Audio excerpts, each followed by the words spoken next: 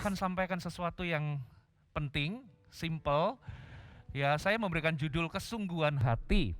Katakan kesungguhan hati. Saudara, kalau kita perhatikan, kita ini hidup di zaman yang luar biasa. Ya, kita nggak pernah menyangka masa pandemi berlangsung begitu lama. Ya, dan kenyataan-kenyataan bahwa ternyata menjalani hidup di akhir zaman ini memang tidak mudah. Kita ini mengalami yang namanya masa-masa yang sukar. Saudara, itu sebabnya kita ini perlu membangun rohani kita.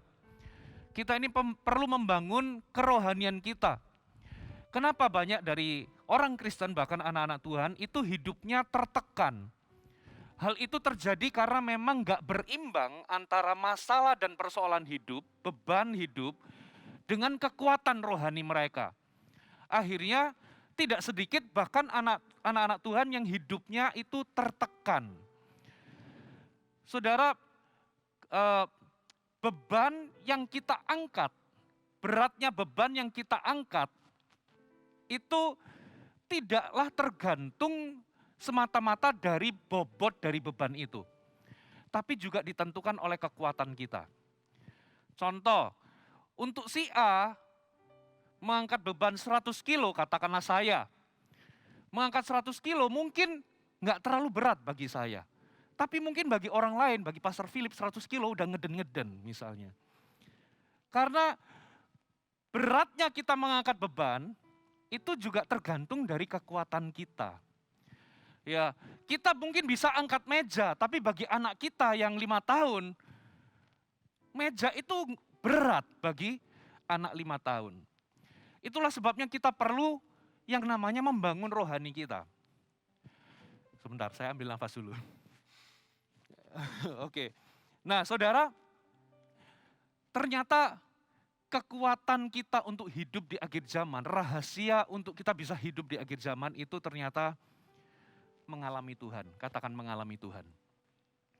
Nah, masalahnya tidak semua orang yang ingin mengalami Tuhan atau yang rindu mengalami Tuhan, itu ujungnya benar-benar mengalami Tuhan. Nah, apa pemisahnya antara orang yang kepengen mengalami Tuhan, padahal mengalami Tuhan itu rahasia kita kuat hidup di akhir zaman. Apa yang memisahkan antara orang yang kepengen mengalami Tuhan dengan yang benar-benar mengalami Tuhan?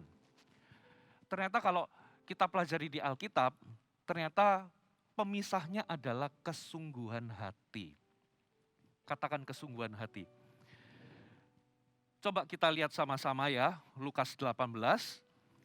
Kita lihat di ayat 35 sampai ayat yang ke-43. Lukas 18 ayat 45 sampai ayat yang 35 sampai ayat yang ke-43. Waktu Yesus hampir tiba di Yeriko, ada seorang buta yang duduk di pinggir jalan dan mengemis. Waktu orang itu mendengar orang banyak lewat, ia bertanya, "Apa itu?" Kata orang kepadanya, "Yesus orang Nazaret lewat." Lalu ia berseru, "Yesus anak Daud, kasihanilah aku." Maka mereka yang berjalan di depan menegur dia supaya ia diam. Namun semakin keras ia berseru, garis bawahi kata-kata, semakin keras ia berseru, "Anak Daud, kasihanilah aku." Lalu Yesus berhenti dan menyuruh membawa orang itu kepadanya. Dan ketika ia telah berada di dekatnya, Yesus bertanya kepadanya, "Apa yang kau kehendaki supaya aku perbuat bagimu?" Jawab orang itu, "Tuhan, supaya aku dapat melihat." Lalu kata Yesus kepadanya, "Melihatlah, imanmu telah menyelamatkan engkau." Dan seketika itu juga melihatlah ia, lalu mengikut dia sambil memuliakan Allah. Seluruh rakyat melihat hal itu dan memuji-muji Allah. Saudara, ini ada seorang buta namanya Bartimeus. Apa yang kita bisa pelajari dari Bartimeus? Saudara, Bartimeus itu punya keterbatasan, ya, dan keterbatasannya itu matanya yang buta, itu membuat dia sulit atau nggak bisa ketemu dengan Yesus. Dia nggak seberuntung orang yang lain yang punya 4 teman yang menggotong dia untuk berjumpa dengan Yesus. Lagi pula, saudara, dia ini duduk di pinggir jalan, yang mana Yesus itu belum tentu lewat di situ. Jadi dia punya banyak keterbatasan sebetulnya untuk bisa ketemu dengan Yesus. Tiba-tiba dia mendengar bahwa Yesus itu mau lewat di tempat di mana dia duduk. Mau lewat di jalan di mana dia duduk. Ini adalah kesempatan untuk dia bisa ketemu dengan Yesus. Dan apa yang terjadi? Waktu benar-benar Yesus lewat, saudara, dia berteriak, Yesus anak Daud, kasihanilah aku. Tapi coba apa kata Alkitab? Firman Tuhan ngomong begini, ya, maka mereka yang berjalan di depan menegur dia supaya diam. Jadi waktu dia teriak, Yesus berhenti nggak? Yesus nggak berhenti. Ya, Yesus mendiamkan Bartimeus. Yesus tetap jalan. Bahkan bukan hanya Yesus itu nggak berhenti, tapi orang-orang di sekitarnya yang jalan di depannya itu menyuruh atau menegur Bartimeus untuk diam. Dan apa yang membuat Bartimeus akhirnya benar-benar mengalami Tuhan adalah kesungguhan hatinya.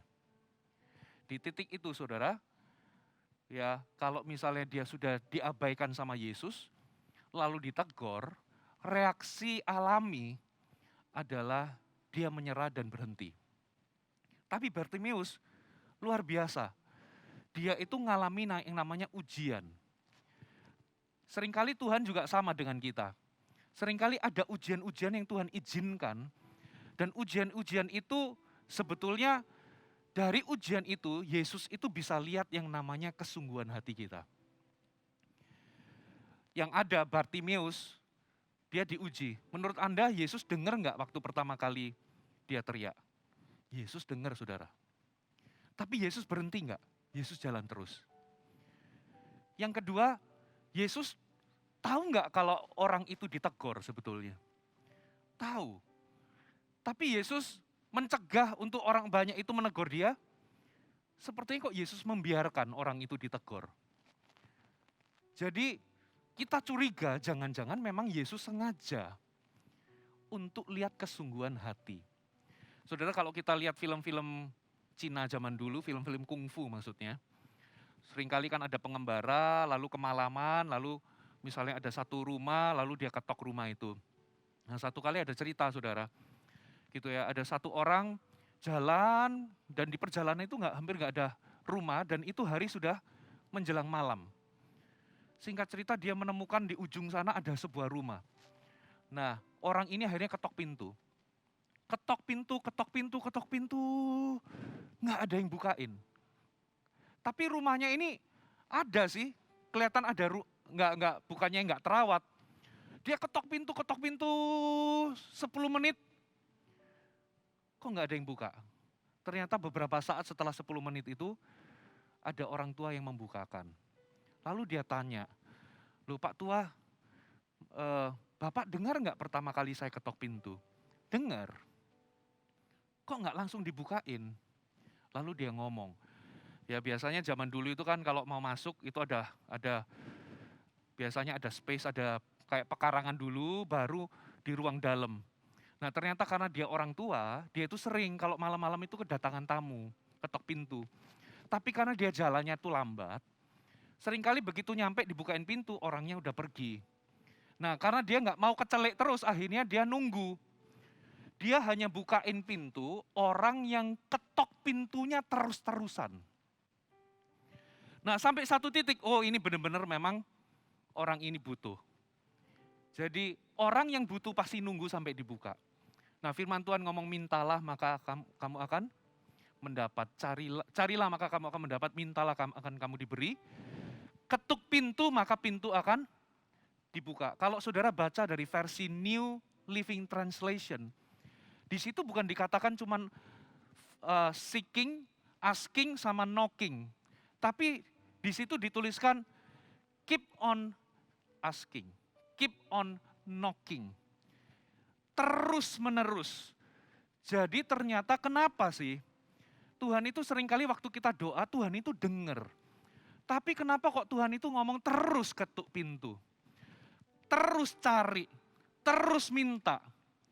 Apakah Tuhan itu tuli? Kenapa kok Tuhan itu suruh kita keep on atau terus? Karena ternyata Tuhan itu ingin menguji kita. Kita ini sungguh-sungguh enggak? Kita ini benar-benar sungguh-sungguh enggak? Saudara, di awal tahun ini, yuk kita punya goal satu ini. Tahun ini, ya whatever happen tahun ini, kita harus makin bersungguh-sungguh dengan Tuhan. Katakan amin. Karena itulah yang membedakan antara orang yang kepengen ngalami Tuhan dengan orang yang benar-benar mengalami Tuhan. Pastor Fuji, gimana sih caranya ngalami Tuhan? Nggak ada rumus yang lain. Biasanya kita akan bilang, ya harus rajin berdoa. Kalau ada puasa, harus ikut puasa misalnya. Tapi kalau kita coba cek, misalnya baca Alkitab, yes. Tapi sebetulnya nggak melulu loh, aktivitas rohani itu bisa benar-benar membuat kita mengalami Tuhan. Ya, pertanyaannya waktu kita baca Alkitab, kita sungguh-sungguh nggak baca Alkitab? Kalau kita nggak sungguh-sungguh, kita cuma mungkin nambah pengetahuan. Tapi waktu kita sungguh-sungguh, bukan pengetahuan yang kita dapatkan, tapi pewahyuan. Pertanyaannya dari semua aktivitas rohani yang kita lakukan, ikut CG kah, entahkah CG onsite ataukah online, kebaktian seperti ini, ya kebaktian yang new normal ataupun online, atau puasakah, baca Alkitabkah, intinya dari semua aktivitas rohani yang kita lakukan, kita itu ngalami Tuhan enggak?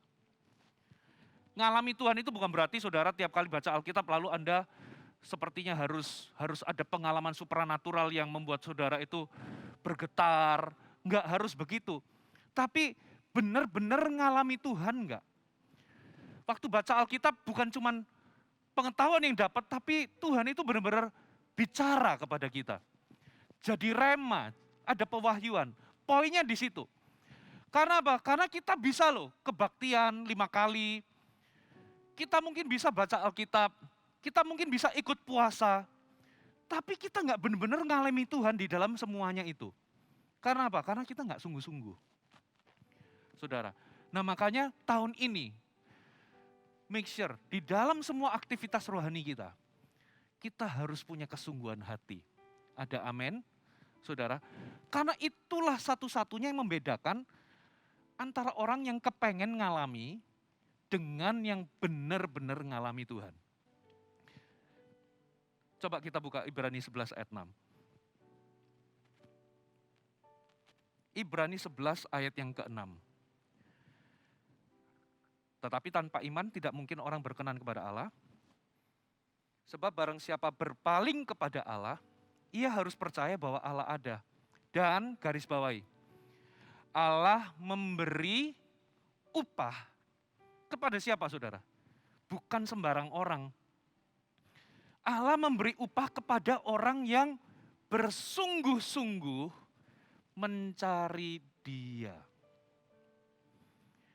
Kalau kita ini mau kuat hidup di akhir zaman, kita harus benar-benar ngalami Tuhan. Nah, bagaimana kita ini bisa benar-benar mengalami Tuhan? Kalau kita ini bersungguh-sungguh mencari Dia. Katakan sungguh-sungguh. Gak peduli seberat apapun yang kita akan alami, tantangan yang kita akan alami di tahun ini, gak peduli seberapa beratnya persoalan mungkin di depan kita, kalau kita ini bisa tetap mengalami Tuhan, saudara, kita akan kuat menanggungnya. Katakan amin. Jadi ternyata ada upah, saudara. Coba ayat ini dikatakan barang siapa berpaling kepada Allah. Berarti barang siapa itu berarti nggak pandang bulu. Ini bukan hanya untuk pendeta saja. Oh, hanya orang-orang yang rohaniawan aja yang akan mendapatkan upah. Enggak, semua orang. Semua jemaat. Tidak peduli siapapun. Ya enggak ada yang namanya diskriminasi. Tua maupun muda. Kalau kita bersungguh-sungguh akan ada upah yang kita terima. Ada amin? Nah, upahnya ada dua. Catat baik-baik. Yang pertama, saudara, kita buka Lukas 24, ayat 28 sampai 32. Ya, ini sebuah cerita. Coba kita baca dulu ya, sebelum saya kasih tahu poinnya. Mereka mendekati kampung yang mereka tuju. Lalu ia, yaitu Yesus, berbuat seolah-olah hendak meneruskan perjalanannya. Tetapi mereka sangat mendesaknya. Katanya, tinggallah bersama-sama dengan kami. Perhatikan kata-kata, mereka sangat mendesaknya. Tinggallah bersama-sama dengan kami, sebab hari telah menjelang malam, dan matahari hampir terbenam. Lalu masuklah ia untuk tinggal bersama-sama dengan mereka. Waktu ia duduk makan dengan mereka, ia mengambil roti, mengucap berkat, lalu memecah-mecahkannya dan memberikannya kepada mereka. Ketika itu, terbukalah mata mereka. Dan mereka pun, apa saudara? Mengenal dia. Tetapi ia lenyap dari tengah-tengah mereka. Upah pertama adalah mata yang terbuka. Ini bicara soal apa? Kita ngalami yang namanya pengenalan akan Allah. Kita itu jadi kenal Tuhan. Saudara, ini adalah cerita tentang dua orang yang lagi jalan menuju ke Emmaus. Dari tempat di mana mereka pergi, ya, Yerusalem, antara Yerusalem dan Emmaus, saudara, itu jaraknya 14 kilometer. Kalau saya coba misalnya 1 kilo itu kalau orang jalan kaki biasa, dengan kecepatan jalan kaki, ya katakanlah 1 kilo itu 10 menit, oke enggak? Ya kalau lari, biasanya orang lari jogging biasa itu biasanya pace-nya 1 kilo itu 6 menit, 7 menit. Ya katakanlah 1 kilo itu 10 menit lah jalan. Berarti kalau itu 14 kilo, berarti 140 menit. Ya jalan kaki, 140 menit. Gitu ya. Nah dalam perjalanan itu mereka ketemu sebetulnya sama Yesus. Tapi mereka nggak bisa mengenali bahwa dia adalah Yesus. Yang mereka dapatkan itu hati mereka berkobar-kobar waktu ngomong sama Yesus. Nah waktu Alkitab ngomong waktu mereka hendak sampai di tempat yang mereka mau tuju, lalu Yesus itu bertindak seolah-olah ingin meneruskan perjalanan. Gitu ya. Nah menurut Anda, Yesus itu sebetulnya kepingin tinggal sama mereka enggak? Kepengen saudara. Hati Yesus itu masih kepengen sama mereka. Ya, karena Yesus itu sudah kasih clue, mereka berkobar-kobar. Sebenarnya Yesus itu ingin nunjukin bahwa aku ini Yesus. Yesus masih kepingin spend time sama mereka. Tapi kenapa kok Yesus itu bertindak-tindak, ya udah bye-bye ya, kamu udah mau sampai ya, aku mau terusin bye-bye. Gitu ya. Bertindak seolah-olah ingin meneruskan perjalanan. Berarti kalau ada kata bertindak seolah-olah, berarti sebetulnya Yesus itu kepengen sama mereka. Tapi Yesus pura-pura kepengen pamit atau meneruskan perjalanan. Kenapa kok Yesus lakukan itu? Simple. Yesus itu mau tahu kesungguhan hati mereka. Ada amin? Dan ternyata mereka benar-benar menyambuti dan meresponi dengan kesungguhan hati. Ya sampai-sampai mereka itu dikatakan mendesak Yesus. Please stay lah. Mungkin pertama kali Stella, aduh sebentar aku mau ke sana, aku mau terusin masih ada urusan di situ. Ayolah, tinggallah bersama dengan kami. Mereka nggak tahu itu Yesus. Tapi aku nanti gimana? Udahlah nggak apa-apa, stay sampai 3 kali mungkin. Ya Yesus akhirnya tinggal bersama mereka, memecahkan roti dan upah dari keseriusan mereka. Upah dari kesungguhan mereka adalah mereka nggak cuma dapatkan hati yang berkobar-kobar, tapi mata mereka melek. Mereka jadi mengenal dia. Terbukalah mata mereka dan mengenal Tuhan. Saudara, tahun ini kita nggak boleh sekedar menjalankan aktivitas rohani. Tapi pastikan Anda bersungguh-sungguh di dalamnya. Karena ada perbedaan antara orang yang hanya kepengen dengan orang yang ngalami Tuhan sungguh-sungguh. Dan upah pertama kalau kita bersungguh-sungguh adalah kita akan mengenal Tuhan. Katakan amin. Jadi ada yang lebih besar daripada berkat. Ada yang lebih besar daripada mujizat. Ya, ketika saudara bersungguh-sungguh, Ada yang lebih besar daripada berkat dan mujizat. Apa itu? Mata yang terbuka. Ada amin? Siapa aja yang pernah ngalami mata yang terbuka? Saudara, Elisa sama bujangnya. Bujangnya buka jendela, kaget lihat tentara Aram mengepung. Celaka tuanku. Kenapa kok dia ngomong celaka? Karena dia cuman mengatakan apa yang dia lihat sebetulnya. Tapi Elisa kok lain. Nah, Elisa malah berdoa supaya mata bujang ini dibuka. Karena apa? Elisa melihat yang nggak dilihat sama bujangnya. Itu loh mata yang terbuka, katakan amin. Jadi ternyata beda. Yang satu ngelihat ada sepasukan bala tentara Tuhan, yang satu nggak terbuka. Kenapa? Daud kok bisa berani lawan Goliat? Apa rahasia keberaniannya Daud? Apa bedanya sama Saul? Ternyata Daud itu melihat bahwa Tuhan itu lebih real daripada Goliat. Sementara Saul melihat Goliat itu lebih real daripada Tuhan. Saudara, kalau Anda bersungguh-sungguh tahun ini, upah yang pertama yang kita terima, lebih daripada mujizat dan berkat, adalah mata yang terbuka. Ada amin? Berkat yang kedua, coba kita lihat. Upah yang kedua adalah 2 Tawarik 16 ayat 9. 2 Tawarik pasal yang ke-16, kita baca di ayat yang ke-9. Mata Tuhan menjelajah seluruh bumi, untuk apa saudara? Melimpahkan kekuatannya kepada mereka yang bersungguh hati terhadap Dia. Nah, upah yang kedua yang Tuhan sediakan bagi orang-orang yang bersungguh hati adalah Tuhan melimpahkan kekuatannya kepada kita. Kita akan mengalami yang namanya kekuatan Tuhan. Ada amin? Yesaya 40 ayat 28 sampai 31. Coba kita lihat. Yesaya 40 ayat 28 sampai 31. Tidakkah kau tahu dan tidakkah kau dengar? Tuhan ialah Allah yang kekal yang menciptakan bumi dari ujung ke ujung. Ia tidak menjadi lelah dan tidak menjadi lesu, tidak terduga pengertiannya. Dia memberi kekuatan kepada yang lelah dan menambah semangat kepada yang tiada berdaya. Orang-orang muda menjadi lelah, lesu, dan teruna-teruna jatuh tersandung. Tetapi orang-orang yang menanti-nantikan Tuhan mendapat kekuatan baru. Mereka seumpama raja wali yang naik terbang dengan kekuatan sayapnya. Mereka berlari dan tidak menjadi lesu. Mereka berjalan dan tidak menjadi lelah. Saudara, orang yang menanti Tuhan katanya akan dapat kekuatan baru.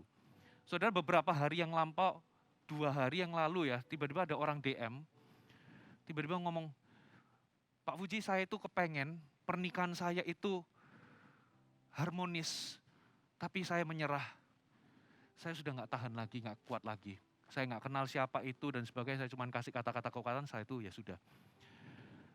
Itu hanyalah membuktikan bahwa kita ini punya kekuatan terbatas, saudara.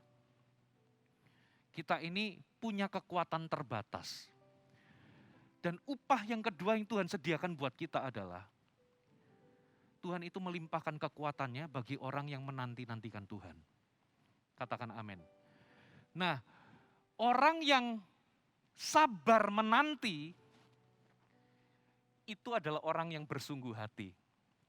Yang nggak sabar, biasanya nggak terlalu sungguh-sungguh. Saudara, kalau misalnya perempuan ya, terus ada orang cowok misalnya nembak saudara, jangan langsung diiyain. Kasih waktu. Sabar nggak dia menantikan Anda? Kalau begitu Anda pending langsung dia berpindah ke lain hati, berarti dia sebetulnya nggak sungguh-sungguh sama Anda. Tapi kalau dia sabar nungguin, ya intinya nggak digantung 10 tahun loh ya. Tapi kasih waktu, jangan diiyain. Supaya Anda tahu orang itu sungguh-sungguh atau enggak sama Anda.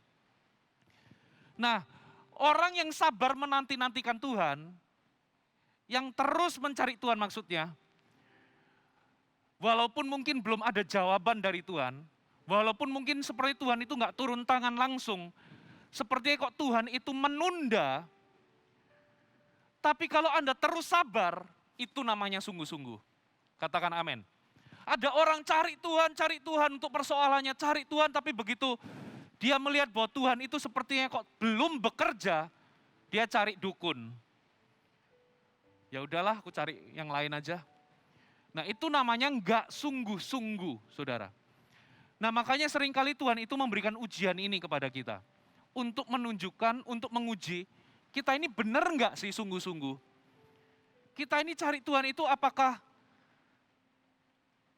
ini loh, pernah nggak saudara di mall, masuk ke departemen store, beli sesuatu lalu ditawarin, Pak, Bu, karena Bapak belanjanya segini, Bapak bisa tuliskan nama ini ada undian berhadiah. Nah, lalu Anda lakukan apa? Ya udahlah kita catat iseng-iseng, ya toh? Iseng-iseng undian berhadiah, siapa tahu gitu. Nah, seringkali kita juga cari Tuhan itu modelnya begitu. Iseng-iseng berhadiah. Enggak benar-benar sungguh-sungguh, tapi ya udah kalau nanti aku ngalami Tuhan ya udah, nggak ngalami ya nggak apa-apa. Itu nggak sungguh-sungguh, saudara. Kita nggak boleh cari Tuhan iseng-iseng berhadiah. Halo, amin. Kita harus bersungguh-sungguh menanti-nantikan Tuhan. Nah, coba perhatikan ayat Alkitab tadi. Dikatakan, kita kembali ke 2 Tawarik tadi, ke Yesaya 40 tadi. Coba kita lihat di ayat yang ke-31. Yes. Orang-orang yang menanti-nantikan Tuhan mendapat kekuatan baru, mereka seumpama Raja Wali yang naik terbang dengan kekuatan apa, saudara? Sayapnya. Terjemahan versi firman Allah yang hidup dikatakan begini. Sebentar ya. Dikatakan gini, tetapi orang yang berharap kepada Tuhan akan diberi kekuatan baru, mereka akan terbang dengan sayap Raja Wali. Katakan sayap Raja Wali. Maksudnya apa sayap Raja Wali? Bedanya sayap Raja Wali sama sayapnya merpati itu apa? Gini loh, merpati kalau dia terbang, dia itu bertumpu sepenuhnya pada kekuatan sayapnya. Tapi beda kalau sayap Raja Wali. Sayap Raja Wali, dia itu bisa terbang tinggi, nggak sepenuhnya bertumpu pada sayap. Dia nunggu angin, supaya, makanya dia itu nggak asal mengepak-kepakan seperti burung pipit begitu. Dia tunggu angin, dia mengepakkan sayap bersama dengan angin. Jadi kadangkala bahkan dia nggak mengepakkan sayap, tapi dia bisa terbang tinggi. Itu yang namanya sayap Raja Wali. Nah, di titik itu kelihatannya dia terbang tinggi, tapi sebetulnya dia istirahat. Dia rest. Nah, kalau kita ini bersungguh-sungguh mencari Tuhan, ini yang kita dapatkan. Sekalipun kita itu di tengah badai persoalan berat, tapi kita itu istirahat. Ternyata kekuatan Tuhan yang men-take over kita, katakan amin. Nah, itulah yang membedakan yang sungguh-sungguh dengan yang tidak. Lalu dikatakan apa, saudara? Mereka berlari tidak menjadi lesu, mereka jalan nggak menjadi lelah. Coba saudara, siapa yang suka lari pagi atau suka jogging? Ya biasanya di apps-nya itu kan pertama-tama biasanya hijau. Hijau, lama-lama kuning, merah gitu ya. Itu menunjukkan apa? Pertama pace-nya cepat. Tapi lama-lama melambat, kadang hijau, merah, ungu, jadi gitu. Nah, Alkitab ngomong, kalau kita menantikan Tuhan, kekuatan Tuhan akan menguasai kita, dan dikatakan kita itu jadi konsisten. Kita jalan tapi nggak capek-capek, pace-nya hijau terus. Kita ini lari nggak menjadi lesu. Kok bisa ya konsisten orang ini? Ternyata yang menentukan kita konsisten atau enggak adalah kesungguhan kita. Katakan amin. Tahun ini, make sure kita ini bukan cuma sekedar ikut CG, ikut puasa, lalu apa? Baca Alkitab. make sure di dalam segala yang kita lakukan, kita itu nggak melakukannya cuman iseng-iseng saja berhadiah, tapi benar-benar bersungguh-sungguh. Ikut CG itu yang sungguh-sungguh sekalian. Puasa itu yang sekalian sungguh-sungguhnya. Katakan amin. Ya, ketika kita baca Alkitab itu yang sungguh-sungguh sekalian. Karena yang sungguh-sungguh dengan yang enggak, bedanya apa? Yang pertama, Anda akan mengenal Tuhan. Yang kedua, Anda akan mengalami kekuatan Tuhan. Kalau Anda bergumul sesuatu, lagi berdoa sesuatu, yang sungguh-sungguh sekalian. Katakan amin.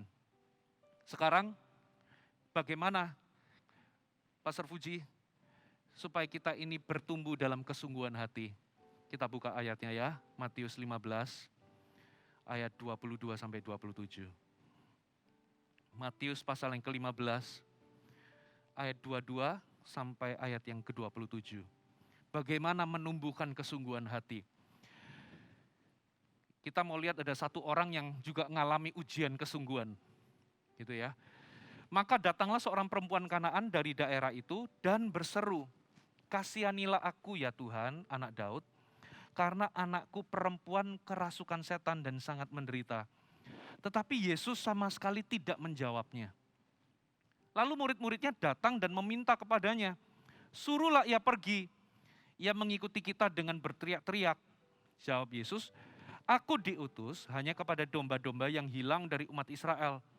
Tetapi perempuan itu mendekat dan menyembah dia.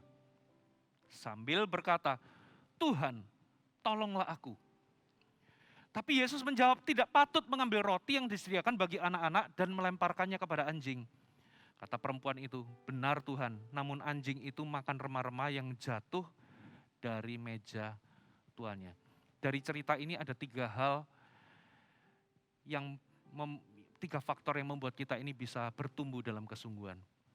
Yang pertama, saudara, perempuan ini sadar kebutuhannya akan Tuhan. Katakan sadar. Saudara, kalau kita renung-renungkan, seberapa besar peran Tuhan dalam hidup kita, seberapa besar kesadaran akan peran Tuhan dalam kehidupan kita, itu menentukan kesungguhan hati kita. Ya, kalau kita ini cuman melihat Yesus itu cuman ban serep.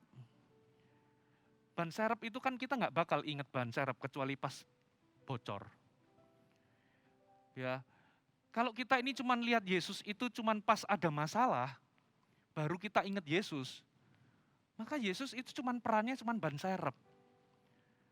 Tapi kalau kita itu lihat Yesus itu, Yohanes 15 ngomong, kita itu nggak bisa di luar dia. Tanpa dia kita nggak bisa berbuat apa-apa. Kalau kita bisa lihat, ternyata peran Tuhan dalam hidupku itu segala-galanya. Yesus itu bukan cuman ban serep, tapi segala-galanya itu akan menentukan kesungguhan hati kita. Katakan amin. Jadi seberapa besar kita sadar kalau kita itu butuh Tuhan, itu akan menentukan seberapa sungguh hati kita. Nah perempuan ini, begitu dia ditolak, Yesus sama sekali nggak jawab kan. Dia nggak lari sama paranormal atau sama orang pintar yang lain. Ya, bahkan ketika murid-muridnya itu datang minta supaya orang itu disuruh pergi, ngusir gitu ya. Sebab orang itu teriak-teriak terus gitu ya. Lalu Yesus ngomong, "Aku diutus hanya kepada domba Israel." Dia tetap apa saudara? Dikatakan ia tetap mendekat. Bukannya pergi, bukan cari paranormal atau orang pintar yang lain atau nabi yang lain. Dia tetap mendekat dan menyembah dia. Berarti orang ini sadar. Ya, dia ngomong, "Tuhan tolonglah aku." Dia itu sadar bahwa Yesus itulah satu-satunya dan segalanya buat dia. Nah kita juga sama, kalau kita nggak sampai di titik kesadaran ini, makanya seringkali kita juga sekedarnya sama Tuhan. Kita nggak terlalu sungguh-sungguh gitu loh. Karena kita merasa, aku cari Tuhan nggak cari Tuhan, aku udah kaya kok. Gitu, aku udah diberkati kok, aku udah kelimpahan, hidupku udah enak. Jadi aku merasa bahwa aku cari Tuhan nggak cari Tuhan kayaknya nggak ada efeknya. Jadi kita ini jadi nggak sungguh-sungguh ikut Tuhan. Tapi kalau saudara tahu bahwa Aku ini tanpa Tuhan, gak bisa buat apa-apa. Kalaupun hari ini aku berhasil, itu semua karena Tuhan. Filipi pasal ketiga, Allah lah yang mengerjakan baik kemauan maupun pekerjaan. Berarti untuk kita ini punya kerinduan pun itu pekerjaan Tuhan loh. Untuk kita bisa mengerjakan sesuatu dan berhasil, itu Tuhan yang kerjakan. Kalau kita ini sadar bahwa Tuhan itu segala-galanya, itu akan membuat kita sungguh-sungguh. Perempuan ini, dia nggak lihat ada option orang lain lagi. Satu-satunya ya Yesus. Makanya begitu didiamkan sama Yesus, diusir sama murid-muridnya, dia tetap mendekat dan menyembah. Why? Karena dia benar-benar butuh Tuhan. Katakan amin. Lalu yang kedua, perhatikan. Kedua, percaya. Yang pertama itu hati yang sadar, yang kedua hati yang percaya. Saudara, kalau Anda di posisi perempuan ini, saudara masih tetap enggak? Sudah ngomong, aku enggak diutus untuk kamu, aku diutus untuk domba-domba Israel. Lalu Yesus juga jawab, enggak patut ambil roti yang disediakan bagi anak-anak, lalu melemparkannya kepada anjing. Enggak patut. Kalau di titik ini, saudara berdoa tapi diabaikan Tuhan sepertinya. Seperti Tuhan itu membiarkan dan mendiamkan. Jangan menyerah. Karena apa? Itu ujian. Itu ujian untuk kita ini sungguh-sungguh enggak sih? Kita sungguh-sungguh enggak dengan apa yang kita doakan? Itu ujian saudara, jangan, ya udah enggak usah Tuhan-Tuhanan. Doa toh enggak didengerin, doa kok didiemin. Mana Tuhan? Jangan begitu saudara. Karena Tuhan ini ingin melihat kesungguhan hati kita, katakan amin. Nah, perempuan ini tetap percaya walaupun Tuhan belum ulurkan tangannya, tapi perempuan ini tetap percaya hatinya Tuhan. Kalau saudara belum lihat tangannya bekerja, percaya aja hatinya. Dia itu punya rencana yang indah buat kita. Katakan amin. Yang kedua, bagaimana menumbuhkan kesungguhan hati yang percaya. Terakhir saudara. Nah ini terakhir kata-katanya perempuan ini begini. Yesus kan ngomong, nggak patut ambil roti yang disediakan bagi anak-anak dan melemparkannya kepada anjing. Kata perempuan ini, benar Tuhan, tapi anjing pun makan remah-remah. Kalau saya catat ini adalah hati yang lapar. Saudara, kenapa kok lapar? Dia tahu bahwa Tuhan mungkin nggak akan kasih roti. Tuhan ngomong, nggak kasih roti itu untuk anak. Tapi dia ngomong begini, nggak apa-apa Tuhan, remah-remah pun tak makan. Dia nggak take it for granted apa yang dari Tuhan. Berarti orang ini hausnya atau laparnya bukan main. Saudara pernah nggak lapar? Ya pulang dari sekolah atau pulang kerja, lapar banget. Sampai di rumah buka penutup di meja makan, ternyata isinya cuma tahu dan tempe. Tapi kalau Anda lapar, lagi nafsu makan, lagi lapar-laparnya, tahu tempe enak nggak? Enak. Tapi coba kalau saudara itu nggak nafsu makan, mungkin sedikit meriang, nggak nafsu makan gitu ya, kayak orang mau sakit begitu, nggak nafsu gitu ya, lidahnya agak pahit. Pulang, saudara lihat di meja makan itu ada semuanya makanan-makanan enak. Capcay, fuyung hai, barongsai, semua ada di situ. Saya mau tanya, kalau Anda nggak nafsu makan, lagi kenyang penuh, sekalian itu makanan enak semua, saudara jamah nggak? Enggak. Ya orang ini lapar. Saudara, makanya kelaparannya itu ditunjukkan dalam kesungguhannya. Enggak apa-apa Tuhan, roti bukan buat anak ya, enggak apa-apa. Oh, apa itu enggak layak dikasih ke anjing, enggak apa-apa. Anjing pun masih bisa makan remah-remah. Waduh, luar biasa. Ya, kebenarannya malah kebalikannya. Kita ini anak, Tuhan sediakan roti, tapi kita enggak pernah sungguh-sungguh. Kita enggak lapar. Kita itu anak, bukan anjing, kita ini bukan bangsa lain. Dikatakan kita ini domba-dombanya Tuhan. Tuhan sediakan roti buat kita, tapi malah kitanya yang enggak lapar. Kelaparan kita akan menentukan kesungguhan kita.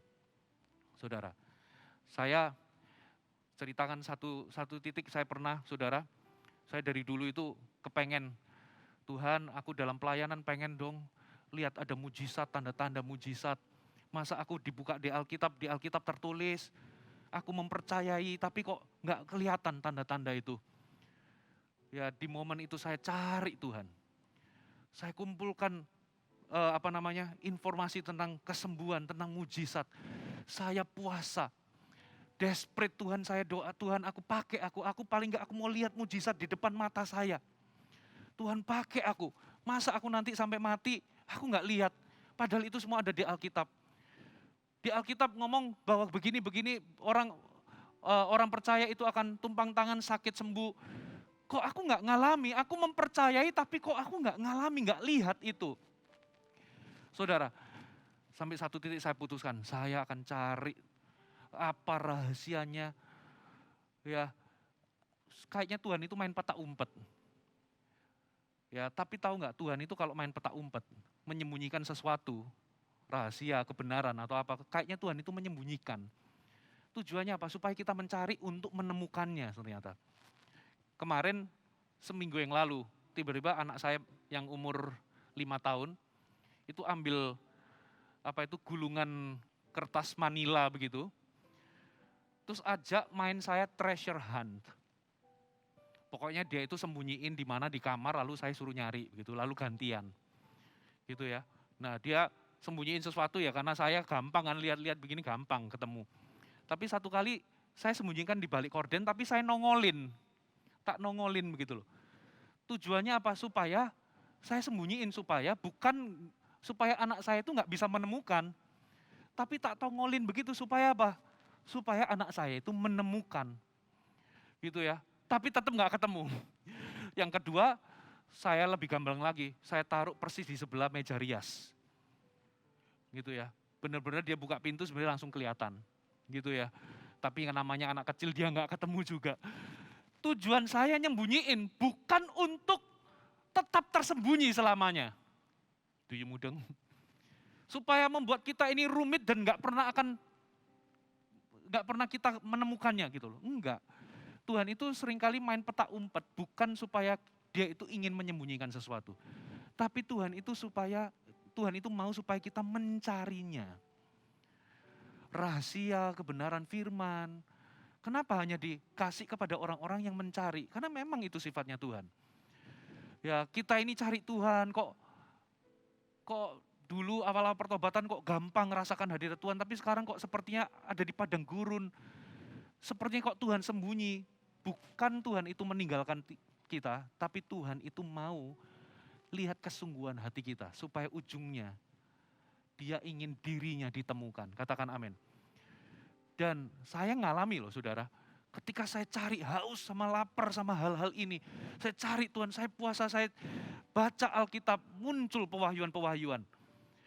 Dan Tuhan tuntun dan saya bisa menemukan harta itu. Saudara, tahun ini, jadikan ini goal. Aku harus makin bersungguh-sungguh. Karena upah yang kedua adalah Tuhan melimpahkan. Upah yang pertama adalah kita dibuat mengenal Tuhan, mata terbuka. Dan yang kedua, Tuhan melimpahkan kekuatannya. Ada amin?